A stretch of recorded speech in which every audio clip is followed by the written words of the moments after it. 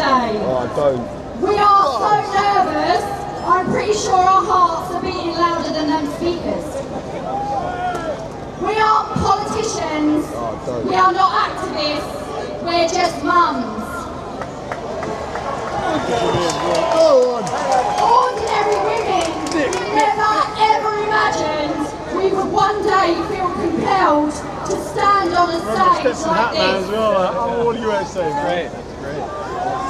Like so many women, we've reached a point where speaking out feels less frightening than staying quiet. But for many, attending an event organised by our good man Tommy here can threaten livelihoods, destroy reputations, and even put families at risk. Now that should concern every single person here. Because people should not feel afraid to peacefully stand beside their beliefs that they hold, especially when it concerns children. Imagine how many more people would be here today if free speech truly felt protected. 100%. We know there'd be at least 11 more speakers, right, Tom? But we mustn't be afraid to speak harsh truths. The country we grew up in is no longer recognisable. Walking through town on public transport when your children are out with friends, even going about normal daily life comes with constant worry. That instinct telling you something isn't right.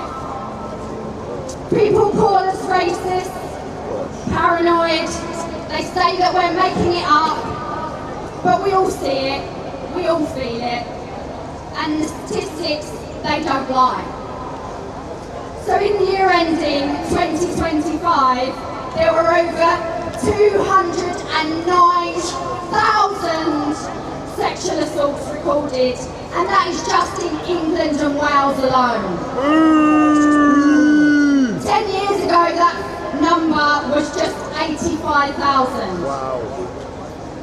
Now, that's around 570 people every single day. These aren't just people, that's someone's daughter, someone's mother and someone's sister. 71,000 are victims of rape. The trauma reaches far beyond the victim, destroying families, relationships, trust and lives forever. That's not the full picture. Research shows that most sexual assaults are never actually reported, often because of fear, shame or feeling they won't be believed. We mustn't forget though that the public are not being given transparency in the breakdown of these offences, and that lack of clarity fuels mistrust. These figures demand honest scrutiny, because without a clear picture, how are we supposed to change anything? Without transparency, there can be no accountability. And while all of this is happening, our men and boys, they're facing another danger. Over 50,000 knife crimes last year. These are not just numbers, these are people. Someone's son, father, brother. We know violence exists across all races, all backgrounds and all religions, but that reality should never be used as a reason to ignore growing risk.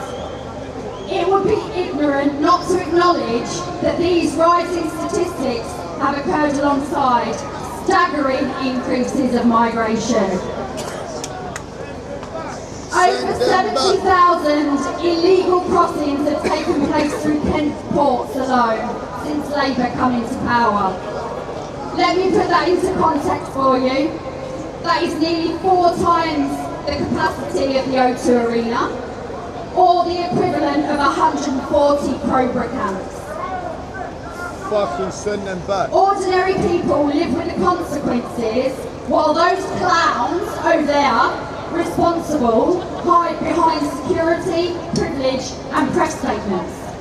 They take our taxes, they dismiss our concerns and they expect silence in return from us.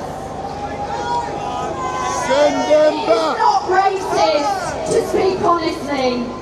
fact is, many of these men arriving come from cultures where values towards women and children are not just different, they are completely incompatible with those of our own. That's just the reality. Pretending otherwise puts our children and women at risk. Now, women and children, they are the beating heart of any nation. Send them back. They should be protected 100%. at all costs and put first. Not our government, though. And that is exactly why groups like the Pink Ladies now exist. At the end of the day, this is very simple for us. If we see danger and we stay silent, what does that make us? If we know something is wrong and say nothing, then we are failing at the most important thing that we will ever be in this life, mothers. The traditions we are trying to hold on to mould the foundations this country was built on. Christian values run deep in our laws and our way of life. We believe it is important to protect that heritage and pass it on. We want children to grow up proud of where they come from, not taught to hate it, not made to apologise or feel guilty for actions taken by people long before they was even born. We want them to say the Lord's Prayer in school. 100%. And we want them to take part in a Christmas nativity without fear of offending. Keep them men out of the women's toilets. Identity and culture matter, and it must be protected at all costs. Without shared values, strong French bank control it, they communities choose and not to. secure borders, we lose the country we grew up loving. So we're asking people today, don't just walk away from here and forget. Stand together, speak louder, back each other. Be proud of who you are and be proud of what you believe in. This is no longer about right or wrong, left or right. This is about right or wrong. Because we are tired. We are tired of innocent people being hurt, working hard, paying their taxes and no longer feeling safe. We are tired of constant failures from governments both past and present. We miss the country we grew up in, summer evenings with family and friends that feel safe, children laughing in the streets without fear, traditional fish and chips down on that pier, seaside towns full of life, neighbours who actually know each other, and communities that feel connected. So despite the labels, despite the mockery, despite the intimidation, we are the Pink Ladies and we will not be silenced. Because if we don't speak up now, we leave our children a world where they cannot. 100%. Across Europe, women are facing the same dangers.